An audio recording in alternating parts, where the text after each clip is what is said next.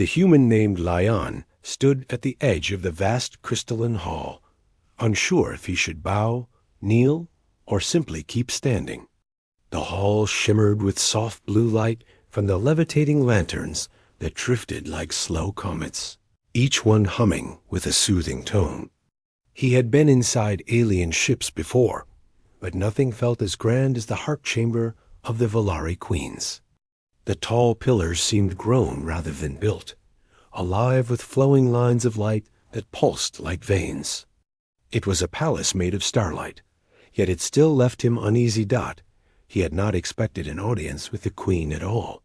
His unit had been sent as ambassadors after an old border misunderstanding, and somehow he had become the chosen one to speak for humans. Leon had no royal upbringing or political training. He had been a scout, a wanderer, a worker who took jobs wherever he could, nothing more. Yet he now stood before one of the most powerful rulers beyond Earth. At the far end of the hall, the large throne began to brighten, its surface rising and expanding like breathing crystal. From its center emerged the Queen. She walked with slow grace, her skin a gentle silver tone, her eyes glowing soft emerald. Her movements carried wisdom far older than any human age. And while she appeared youthful in structure, something ancient echoed in the way she held herself. She stopped just 3 steps away from him, studying him with calm intensity. Leon swallowed. "Your Majesty, I bring greetings from Earth." The Queen smiled slightly. "Your voice shakes, human." Her tone was warm, but carried a weight Leon could not match. "You were chosen not because you are the strongest or the highest ranked, but because your heart proved steady in the trials you endured."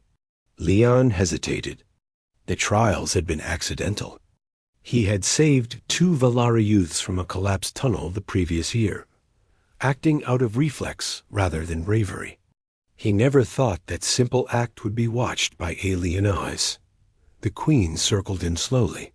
"You are not like most humans my envoys encountered." She paused behind him. "You do not chase glory." Then she appeared in front of him again, without a step, the air shimmering slightly. "And you do not bend your will for reward." Leon felt his cheeks grow warm. "I only did what anyone would have done." "That is not true." The Queen spoke quietly. "Many would have turned away. You did not." For a moment neither spoke. The hall hummed gently, almost as if waiting with them. Then the Queen lowered her gaze, and her expression softened further. "I am too old for you, human." The words stunned him. He had no idea what she meant or why she said them. Her eyes held a mysterious sadness. "My life has seen centuries." She continued, "I have guided my people through wars and peace. I watched entire stars fade. My path is not for one as young as you." Leon blinked in confusion. "I never asked for anything like that, Your Majesty." She nodded. "I know, which is why I speak." Her voice lowered into a whisper that hovered close to him. "My daughter awaits you." Leon stepped back without meaning to. "What daughter?" The Queen raised a hand toward a side hall. A tall door opened silently, and soft purple light spilled across the crystalline floor. "She has been waiting since the day you saved the young ones."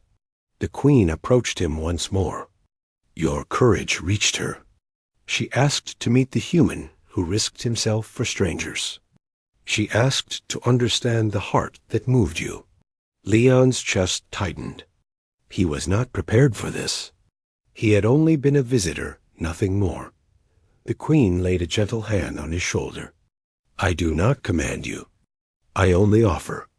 Her voice turned almost fragile. "She is the future of our line. She will take the throne when my time ends.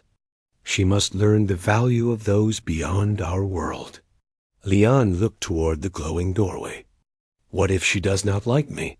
She already admires you." The Queen smiled faintly. "But admiration is not the same as knowing." He took a long breath. His heart thudded with anxious pressure.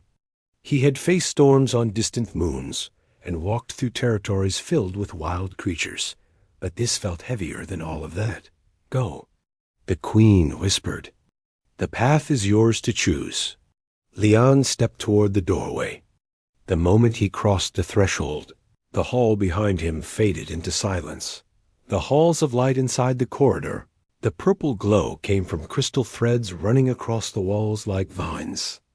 The air felt warm but calm, carrying a faint fragrance like fresh rain.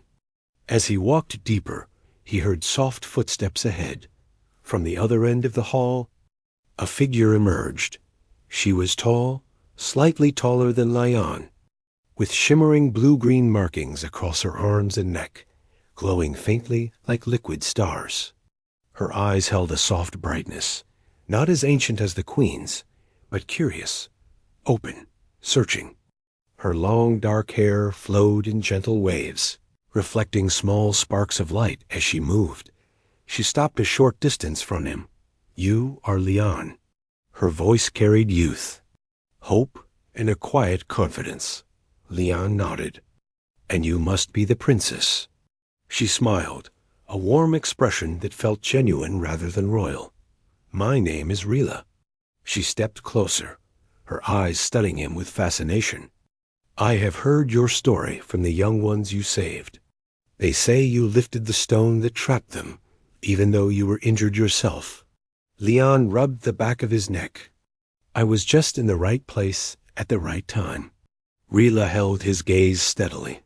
You were in danger too. I could not leave them. Her smile grew. That is why I wanted to meet you. Leon felt suddenly aware of every detail around him. The lights along the hall dimmed a little, as if giving them space to speak freely. Rila walked beside him, guiding him to an open room where a balcony overlooked the vast landscape outside the ship. Stars drifted slowly beyond a soft shield of energy, and a blue nebula painted the sky in delicate patterns. This is my resting place, Rila said. A place where I think about the future. Leon walked to the balcony railing. It is beautiful. It is lonely too. She whispered. He looked at her. You have your people. You have your mother. Rila nodded slowly. Yes, but I do not have someone who understands the kind of future I want. Leon's heart tightened again. And what kind of future is that? One where we build bridges, not barriers. Her voice softened. One where our worlds share more than borders and warnings. She paused. And one where I am not only a ruler, but someone who chooses her own path. Leon took a slow breath.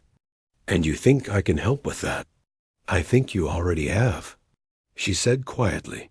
They stood together in silence, watching the stars drift, lessons of two worlds over the following days. Leon was allowed to stay inside the royal ship as a guest of honor. Rila guided him through the living gardens, the learning chambers, and the crystal forges where tools were shaped by sound waves rather than fire. She asked endless questions about Earth, about humans, about the challenges they faced, about what drove them forward despite every hardship. Your species has such short lives, Rila said one day, resting beside a small tree whose leaves glowed softly. Yet you grow quickly, build quickly, dream quickly. How do you live with the fear of losing time? Leon thought for a long moment. Maybe we fear losing time, but that fear makes us try harder. Rila nodded slowly. That is what drew me to your story. You acted without fear, even though you could have died. I was scared, he admitted gently. But being scared does not mean you stop moving. Rila smiled. You speak like someone twice your age. He shrugged. I had to learn early. Her expression softened again. Maybe that is why my mother sees something in you. Leon blinked. What exactly does she see? Rila turned her gaze to the glowing leaves.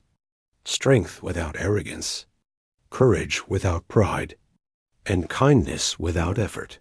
His throat tightened slightly. No one's ever described me like that, They should, Rila said quietly. The Queen's truth on the 5th day. The Queen summoned him again. The hall felt different this time. Dimmer, calmer, almost like dusk. You have spent time with my daughter. The Queen's voice was soft. Tell me what you think. Leon chose his words carefully. She is kind. She is curious. She wants peace more than power, and she deserves someone who respects her. The Queen nodded. You speak honestly. That is why you were brought here. She stepped forward. I am nearing the end of my reign. My life is long, but not endless. Rila must take the throne soon, and she must step into a world that is bigger than our own. Leon listened quietly. She admires you. The Queen continued. And she hopes you will stay. Leon froze. Stay? Yes. The Queen looked at him with deep, ancient calm. Beside her? With her? Not as a ruler. Not as a leader. As someone she trusts. He felt the weight of the words settle into his chest. Why me? I am nobody special. The Queen placed a hand gently over his heart. You are human. And humans have changed the paths of stars before. A choice beneath the stars. That night, Leon stood again on the balcony where he and Rilla had first spoken. She arrived quietly beside him, her presence gentle like a warm breeze. My mother spoke to you, Rilla said. She did. Leon answered. What will you choose? He looked at the starry sky. I do not know yet. Rila's voice trembled slightly. I do not ask you to give up your world. I only ask whether you can walk beside someone who seeks a future bigger than her throne. Leon turned to her. And if I fail, you will not. Her voice carried certainty. Because you already changed something in me. She stepped closer, her hand brushing his. When I first heard of you, you were only a distant story. A human who saved 2 strangers without expecting anything. And now that I know you, I see someone who can shape the path.